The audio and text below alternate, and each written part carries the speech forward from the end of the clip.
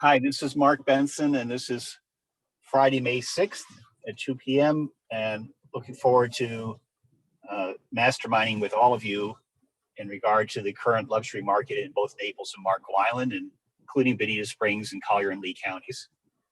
I'd like to start out, as we did last time, talking about the current market and what we're seeing as far as activity.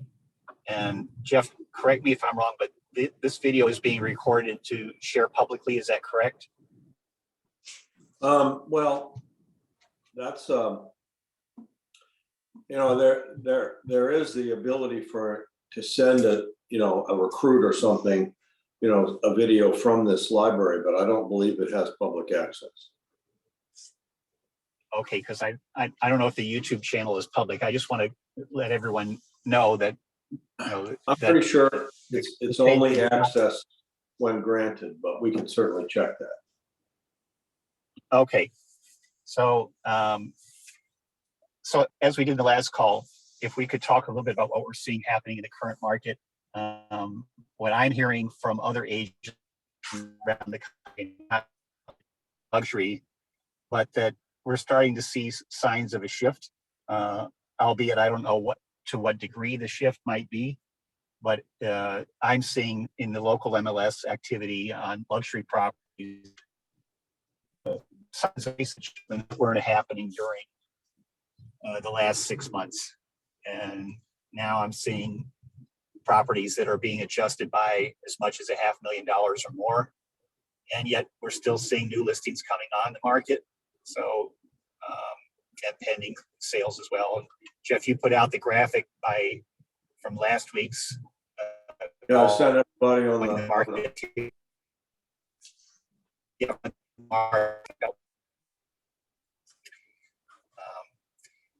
Anyone else want to share what they're seeing happening in the market as far as like days on market, new number of new listings compared to pending sales, sale list price to sale price ratio? I'm still seeing fairly strong market when it comes to sale price. I'm not seeing a lot of erosion on sale price. We might see it that when properties are not selling, there's an adjustment, and then suddenly the property does close or goes under contract.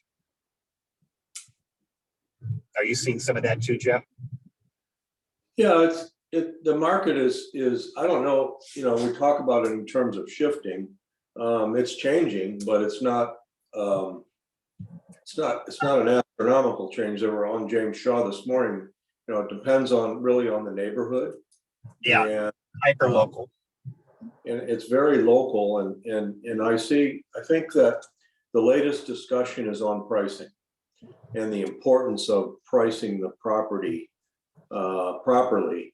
And within that world that you are figuring out what your price is, to the extent that you can get into agreement with your seller as to what's happening in the market, how much equity they have, what's been happening in the local market, maybe even similar luxury markets. That's important information to share. It's also important to know that it's more important than it has been to have an accurate starting price. It seems to me that if we look at the MLS, there's a lot more price decreases than increases, and we're starting to see the pending number of properties going pending to the number of properties that are being introduced to the market is much more balanced. So that means that we're probably adding inventory. We are adding inventory according to the last report. And as we add inventory, we add competition. So therefore the pressure on pricing is much more important. And I think in the James Shaw call this morning, that's basically what we started on was, let's look at pricing. It's much more important. Whereas before, if you were a little bit too high or you're a little bit over, it didn't seem to affect because there was such high demand and people were paying more maybe than they wanted to pay, but they were really driven to get their contract accepted. So in the last 7 days in our MLS, new listings 957, pendings 1190, much closer. Price increases 114, price decreases 553. So out of the 1100 that went pending, they were driven probably by quite a few price decreases. So we had 1,391 properties sold in the last 7 days, but we're starting to gradually replenish that inventory rather than continuing to deplete it. That's what I see. Right. So let's talk for a moment about right pricing. We oftentimes within the industry use the acronym CMA for competitive market analysis. And that using that acronym isn't always something that the consumer understands. Some of them who have sold properties or bought properties in recent years or many times over many years, they'll know that term, but the general public probably doesn't. And so some of the training classes that I've taken over the years have come up with other terms for that. And one of them is right pricing analysis. So the consumer can sort of grasp that. And then we have tools that we have. You have the property report or the public records report in MLS, Realist. And then I'm wondering how many other people are using tools other than doing their own market analysis by using the relevant sales that have taken place in the competitive active listings, pending sales. How many of are using the NAR RPR report?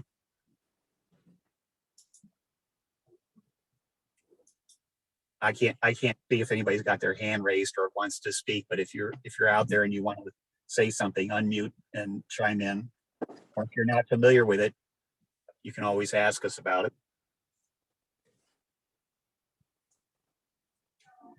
Remind is another one, Mark, that is available from your dashboard on MLS that does a great job of equity analysis, and also you can use it to create a pricing analysis. So that's another tool that I don't know how many people are using, but it's really good. And what is the cost to use that, Jeff? Zero. It's included in your MLS fees by right. By your it's in your $20 a month. Let's put it that way. So I would encourage anyone on this call or anyone listening to the recording of this to utilize both of those tools, because what do you think your consumer is doing? They're looking on Zillow for what the Zestimate is, and then they're coming back to you and asking you what's the accuracy or what's the likelihood that the Zillow or Zestimate is reasonable. And you've got at least 3 tools right there without even doing a market analysis to begin to get a picture of what's happening in the market. Yeah, that's a good point. I think we should probably put, obviously this month's calendar is pretty well locked in, but maybe next month we should put some CMA and pricing workshops in so that everybody can see all of the different tools that are available to you. And my guess is that there are probably videos out there that explain the NAR RPR as well as Remind. Either if you simply just did a search on Google or did a search in YouTube, you could probably find things. Maybe Neighbor has an archive of prior webinars that they've done. So you don't necessarily have to wait 30 days until the next calendar comes out to find a session if you're interested in doing something before then. There should be a CMA class out there that we did a couple months ago using the Neighbor MLS worksheet. So, Jeff, let's talk, if you're willing to talk with me about this, let's talk about the rise in interest rates and the impact that has on the luxury market. To a certain extent, there's a portion of that market that's cash. And, one of the things we're hearing is that as the market starts to deteriorate with inflation fears and wars and all the things that are kind of in the threat of possibly a recession of sorts, and the interest rates. So as the interest rates go up, obviously affordability changes almost 50% from what it was even a year ago when rates were 2.9 and now they're about 5.6 according to what I saw this morning. So obviously those that are financing have affordability decisions to make, but for the most part, in the luxury market, we may see people taking money out of the market and out of other securities and seeking the refuge of real estate, which I don't see in our market anything happening in the downward area, but there will be appreciation. And from family reunion, we saw where in the last couple of years, we've caught up to that smooth 4 to 5% appreciation curve. So we may see a somewhat of a flight to investment properties and residential properties as people maybe want to take some money out of the market as it's not performing as well as it has been and put it into real estate. So there's a source of cash that we may see it being used. I know the commercial investment market is pretty good right now. And I think some of that's being driven the flow of money out of the market. So a couple of things pop into my mind as we talk about what's happening in the world economy and the markets. One is, as Jeff said, and I'll make maybe a little stronger statement about it. Historically, a large percentage of luxury properties have sold in Southwest Florida as cash transactions. It's only been because interest rates were as low as they were that some financial advisors or accountants advise their clients for tax purposes, perhaps, to finance and to take advantage of those low rates because they could invest in something else that provided a higher rate of return. So we may see a swing back to the more traditional transactions where the luxury buyer is purchasing with cash. As Jeff sort of said, they may be taking cash out of other investments to invest in real estate. There's a cycle with people who, in their careers, as they approach retirement, their outlook changes as far as where they're investing and what they want to do with their lives. And they begin to look for what's going to be the next chapter in their life as far as if they're going into retirement. They've been in their peak earning years, and now they want to enjoy the benefits of their years of work. So they may be, in fact, looking for places like Southwest Florida to begin that next chapter, to invest in real estate and maybe choose a second home or a primary home. And this area is still rated among the top in the country. So while we hear things on a national or international basis, and we're not immune to those things, there is still opportunity going forward, especially in our market.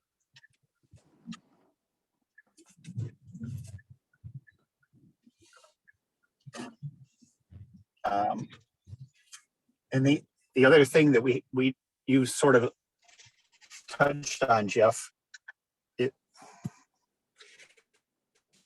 is sort of the world economy, and supply chain issues could affect global markets. So just be aware and get tuned to it. We experienced some of that during COVID with regard to delivery or availability of appliances and building materials, things of that nature. So what that could mean is properties that have been renovated already and don't need new appliances, new cabinets, new flooring, all that sort of thing, maybe.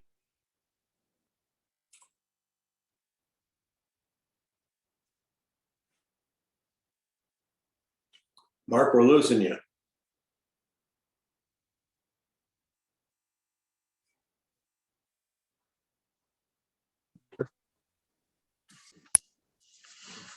Any thoughts on that, Jeff? Yeah, you were drifting out there a little bit. Can you All right. maybe repeat your line of thought? Maybe I hope my signal doesn't drop. I was just saying that when we see signs of lockdowns in China and supply chain and ships that are sort of stuck in harbor, either in China or waiting to unload, that we could see the demand for new materials exceed the availability, and therefore homes that have already been renovated and don't need new cabinets and new flooring and new appliances could be a somewhat of an advantage over those that need work because of the delays. So just something to keep your antenna up and to pay attention to as we go forward. So what's everybody else seeing out there? We got a lot of intelligent people on this call, and it's a mastermind. So Yeah. Dina? Mark Yeah, and Jeff. so I want to actually just add to what was just said by Mark about supplies. So this wasn't a luxury property, but I had to terminate a contract on a condo just because the condo had been completely remodeled, turnkey, beautiful, but it needed new windows. And the windows were going to take anywhere from 30 to 36 weeks to get them in. And then my buyer was really concerned that what happens if they don't come in? Now I've got this unit that has windows that you can't open. So, or they may leak with rainy season coming. So I lost a $450,000 sale because of supply. So anyway, yeah, it can happen.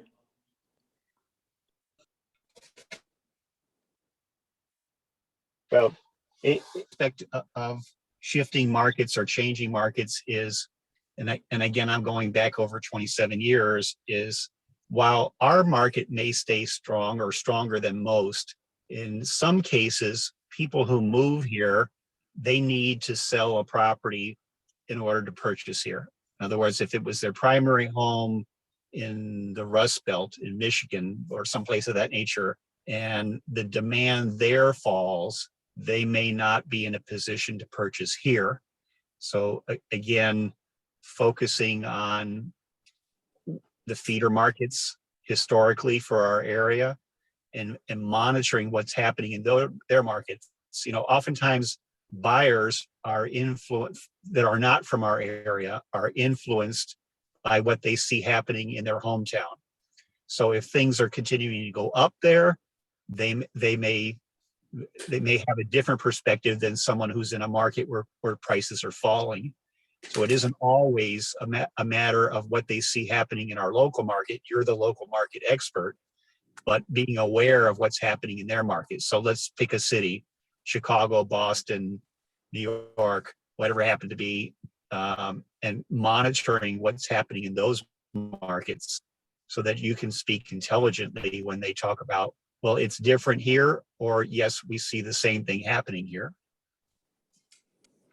You know, they're oftentimes more attuned to market trends across the country. They read national publications, they listen to CNBC or Bloomberg, and they're oftentimes more attuned than perhaps our agents are. When I say our agents in Southwest Florida, I'm not saying Keller Williams agents, but they may be more attuned to what's happening in world economies and markets than we are.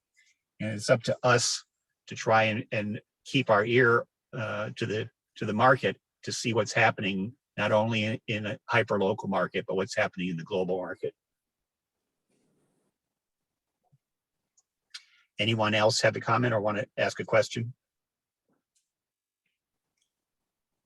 So what I would say then in this current situation or market is listings are still prime or king. You still need to focus on getting more listings. And as Gary Keller would say, push hard in a market like what we're experiencing now. And when you come out the other end of the market, if you went in and you had, let's say you farmed an area and you had 5% of the market going in, and you pushed down on the accelerator and you got 10% of the market or 20% of the market, then coming out of that market, you've got momentum going forward to grab even more, versus waiting until the next market comes and now all of a sudden you're starting at 0 or starting at 5%. You know, in the past, agents did marketing and they did advertising and they did mailings, and many agents have let up on that process. They haven't been doing the just listed, the just sold, the equity analysis, the newsletters, the open houses, because things were selling so quickly. And now we need to get back to doing those things again and grab market share.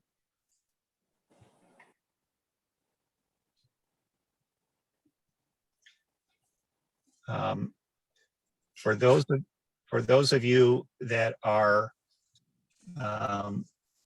not yet in the luxury market, there is still every opportunity to get into the market. The nice thing about our area, for the most part, is we get a lot of new people who don't know a realtor here. And so they're receptive to working with someone. If you come from an established area that has sort of the old guard or the established network of people, and you would only work with XYZ agent or company or whatever happens to be, as many buyers who are coming here don't know anyone here to start with. They might have a friend. And so they don't know the local brokerages that we have here. And I'm not going to name them by name, but you know who they are. And there's some, however, they've never heard of those local brokerages before, but they have heard of the major national franchise, and Keller Williams being the largest. There's a good chance that they know of Keller Williams already, and that they have perhaps even had experience in working with Keller Williams or know someone who does work for Keller Williams. So don't be surprised when they talk with you or they choose you because you are a Keller Williams agent. They've had a positive experience with Keller Williams in the past. Now, what Keller Williams model is a little bit different in the sense of they don't award many franchises. As you know, in Marco Island and in Naples, we have one office in each. Other franchise companies, they will sell a franchise, and I'm going to exaggerate now, but every couple of miles. And so you'll see a dozen offices from one national franchise, or a dozen offices from another franchise, because that's where they make their money, is selling franchises. But most of those offices have small numbers of agents. They're not 250 or 300 or 500 agents. And Keller Williams has, in my opinion, rightfully so, determined that they can offer economy of scale and services to agents and help them improve their business by having a large market center rather than a bunch of tiny boutiques. So if you're offering training, you can offer it to many agents at the same time versus offering it to half a dozen agents who may or may not be available at the day that the class is being taught. So that leads me to talking about the luxury tools that we have available through Keller Williams for our agents. And on the second Friday of each month at 1 o'clock Eastern, 12 o'clock Central, there is the Keller Williams luxury monthly call, and that's available to you through KW Connect. And I would encourage you to make sure you have that on your calendar each month. A great way to learn the latest information about what's happening, not only in luxury, but also within Keller Williams Luxury. Yeah, Mark, maybe we could, for the next luxury mastermind, we could do a review of the tools in the KW Luxury website. And keep in mind that you have to reach certain qualifications to become a full-time member of the KW Luxury group. You have to have 2 $1 million sales in the past 24 months. But if you take a listing that's over $1 million in our market, you have the ability to use signage, marketing materials, and all the things that are available in the luxury library. So it might be a good idea to do a little dog and pony show next time, to go through these tools and make you aware of how you get access to them. But you can, if you have a luxury listing, you're not a KW luxury member, you still have access to all the tools and the signage and everything. So it's a really nice ability for you to take advantage of some top quality marketing and signage. And it's driven by the commitment that Keller has to luxury. And some of the stats in there are pretty amazing. You know, we sell more luxury in one day than most other brokerages do in a year. So, I mean, maybe those stats would be helpful to you. You're looking to get into the luxury market. Take some of the stats about the magnitude and presence of KW in the luxury market, so that you can combat maybe a local firm that is known for luxury. But even though, you know, we have John R. Wood, Sotheby's, and several others, Keller Williams as a whole does more luxury sales than all of those others combined. So we're not a big name in the Naples market, but we are a big name in many other markets. So maybe you could use that marketing material and stats to help you with your listing presentation if you're looking to do a luxury listing presentation. So maybe the next session, which is the last week in May, I think, we could do we could certainly do a walkthrough. I don't know whether we would get Brendel on the call for a few minutes, but anyhow, it's a very, very impressive development that they've had since they retooled the KW luxury name and logo and all the marketing materials. So if you have issues, questions with that, or you're thinking about maybe going on a luxury listing appointment, reach out to Mark or I. We can help you, and we can give you quite a few tools and stats that you can take along with you. And, you know, if they say, well, you know, how many are you experienced luxury agent? How many listings have you taken? So, you know, my company sells more in one day than the rest of these people in doing in a year. So you start to throw around some stats like that, and the confidence that people have. You can put your listings on the KW Luxury website. So you could possibly show a customer, if you bring your iPad along or whatever, that we can put their listing out there for the, I think there's somewhere in the neighborhood of 4,000 luxury members, Mark, something like that. But anyhow, we can circulate that to widely around the country and around the world in that luxury platform. I would definitely like that. And did I hear you say that you only had to have two over $1 million properties? I thought it was two $1 million properties every 2 years, but Okay. we can certainly revisit that. I know it's different by so. market center, but I think both of our market centers, Naples and Marco, are $1 million constitutes a luxury sale. Well, I think you have to have two of those. I just got my second one last month, closed in April. So technically then I should be luxury. We should be able to help you fill out that application and send it in. There's no cost. It just gives you the access to change your signature and change your credentials to be a member of the luxury group, in addition to being able to use these when you have a luxury listing. Well, that would be great. I don't know where to find it, but if you could help me with that, I'd love to. Yeah, well, KW Connect is a place to start, and then go to the KW Luxury site inside there, and you'll start to see some stats and some marketing materials. But once you get your application approved, I think we need to send it probably through Jordis. He's acting TL, but we'll get it over there to him. If you've got the sale, when you confirm that sale, let's confirm that you meet the criteria, and we'll get it over there for you. Okay, sounds great. Thank you. You're welcome.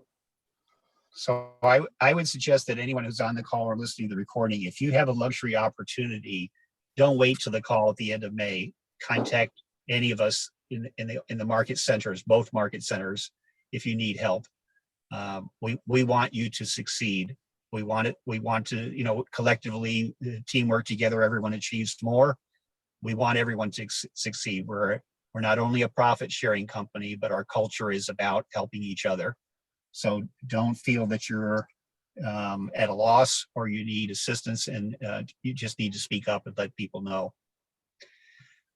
I'm going to need to say goodbye. Jeff, if you want to continue with the call, and then I look forward to seeing everybody on our next call or hearing from you in the meantime. Hey, thank you, Mark. Appreciate your being the MC. We can continue if anybody has any discussions.